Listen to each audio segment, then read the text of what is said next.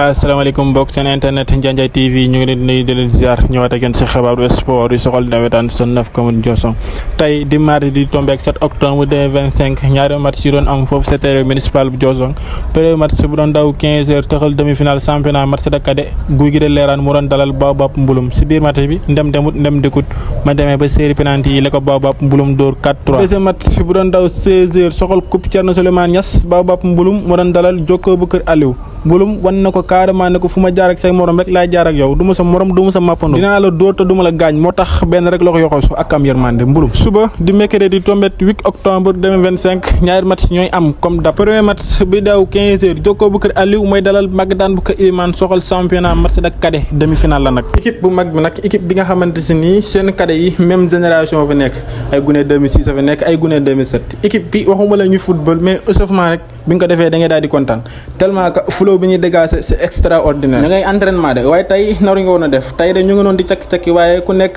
da nga xëy sa papa jox la ngóobaa ne la demal jënd bés bu samedi nga góobi coach su Pépé Thiam am yitte ba bëgg a dee mu sol ay dàllam ku nekk mu dem sa papa ne ko suba dañoo am match te nañuy dajanteel guddi nañ rëy leen tey foofu ñu fudd tànk yi suba di tombé 8 octobre 2025 Samsam bu Ndiaye mooy dalal Belene bu Ndiongoon foofu sa terrain municipal bu Ndiongoon suba di fekk si leen dóor leen doo nga nar a dégg naa suba beneen bay ñëw xaw mag xaw bu ndaw de waaye am na buñ ko doon Diossong lekk rek lañ ko deful te dégg naa alxaaji Jamal mu sell bi naan